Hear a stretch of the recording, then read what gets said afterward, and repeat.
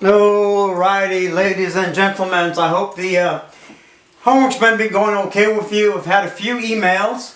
One thing I did want to mention, some of you are not being able to get into Big Ideas Math because you used it in a previous semester. All you need to do, if it tells you that the username is already being used, type in your user name or your user ID the way you normally would, and at the very end of it, just put an A in there. Once you do that, it'll be a new ID that isn't being used, and then you can go on and get everything else in there.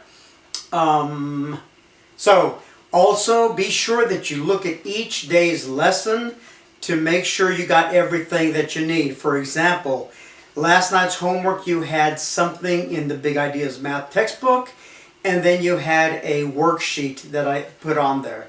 So be sure you look and make sure you have everything. Tonight it'll be maybe the same thing. I think there'll be a couple of problems in the workbook, in the textbook, and then I'll give you a worksheet that has more on there. Alright, so then we're talking about section 1.2 continued. And I want my function f of x is equal to x minus 4. I want a new function that we're going to call g of x.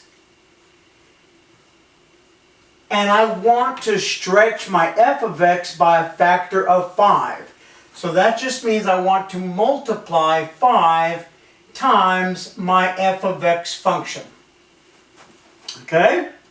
So g of x then is going to be equal to 5 times our x minus 4.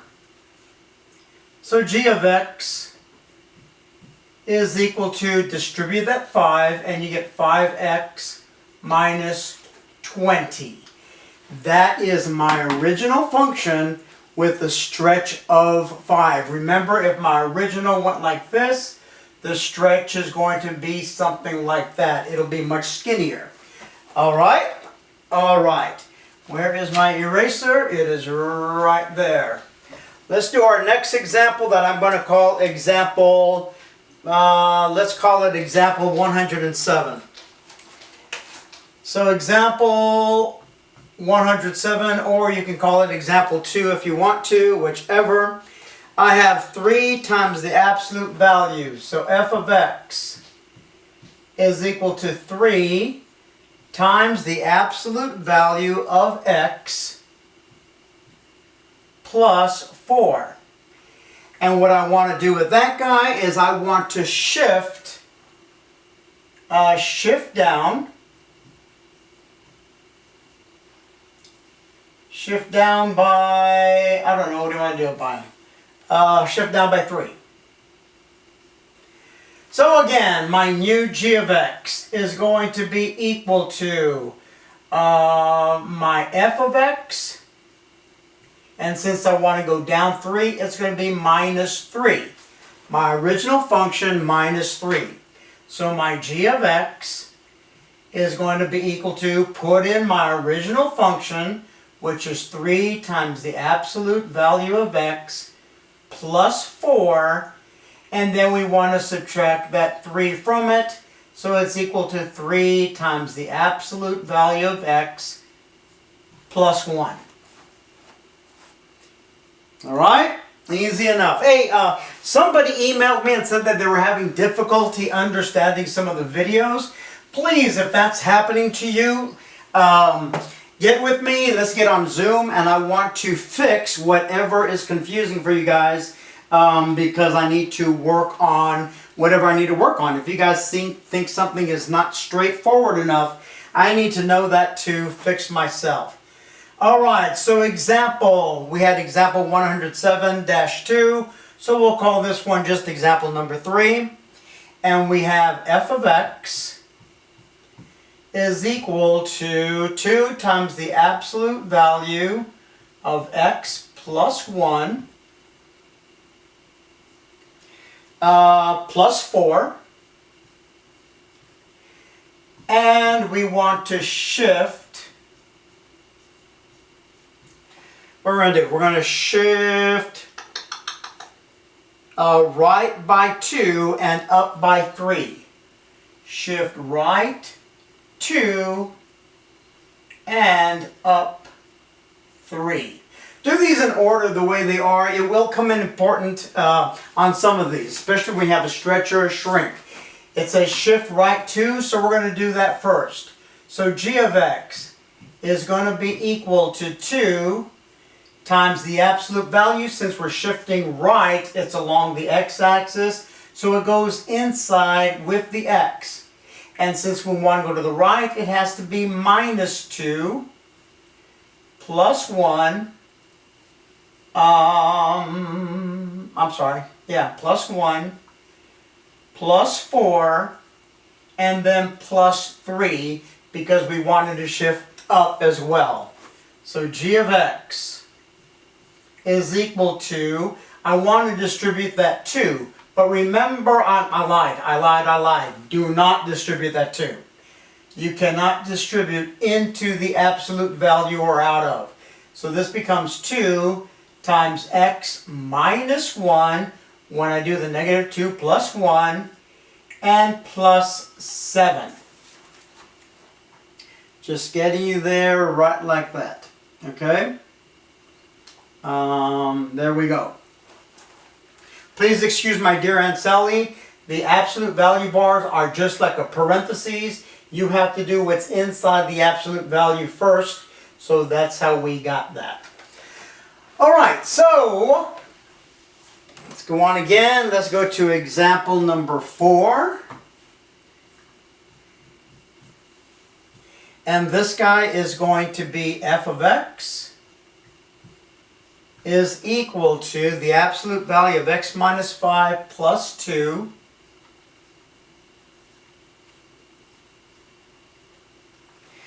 and we are going to stretch by 2. Stretch by 2. Notice my number is 2. The larger this number is, the more it's going to stretch. If I was less than 0, it would be a shrink. So this guy, my g of x, is going to be equal to 2 times my f of x.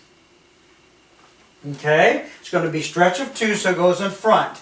So my g of x is going to be equal to 2, and I'll use these big brackets to show my parentheses, and 2 times f of x, which is x, the absolute value of x minus 5, plus 2.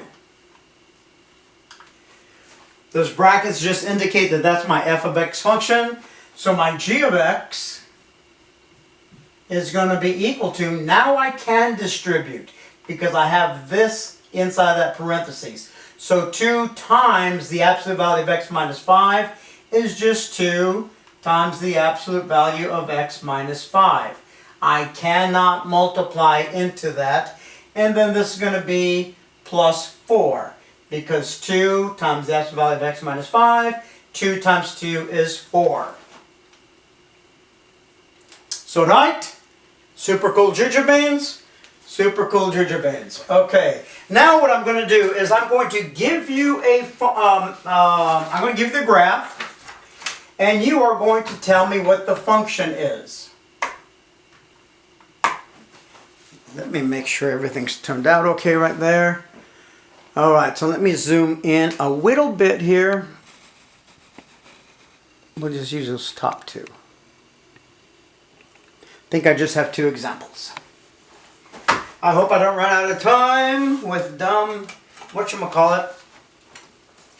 So I'm going to give you this graph. And on this graph I have here, right there, and then I do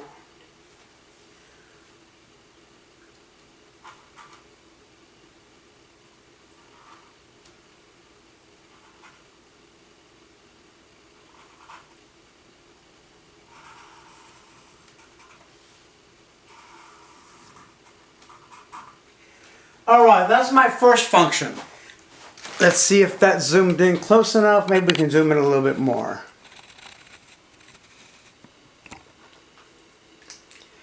And let's make sure I can... Okay, so I want to know what the function notation is for this guy. We know it's going to be negative because it's aiming downward. We know it's going to be absolute value because it is a V shape. So we can say here that f of x is going to be equal to a negative, and all you have to do with the absolute values is find the slope. So remember, the slope of a line is rise over run. Since I'm going down, from this point I'll go down 1, 2, 3, and to the right 1. So that is going to be a negative 3 times the absolute value of my vertex is negative 1, 1. So let me write that up here. Vertex is negative 1, comma 1.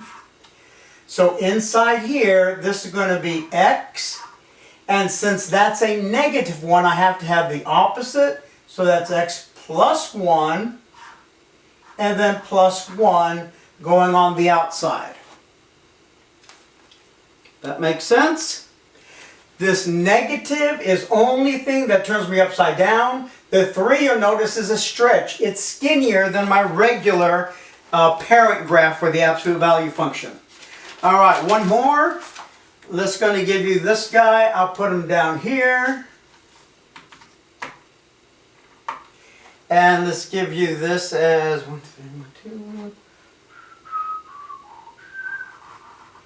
Guy, and then we're going to do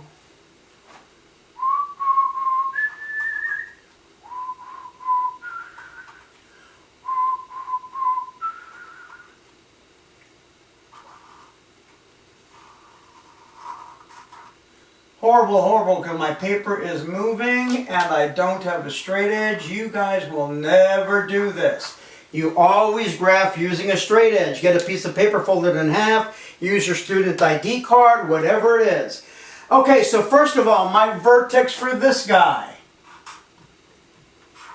is going to be negative 1, 2, 3.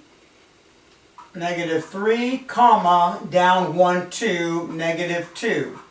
So my vertex is negative 3, negative 2.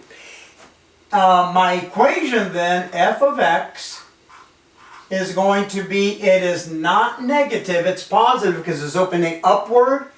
And now let's find our graph. Since this is a shrink, because it's wider, it should be a fraction.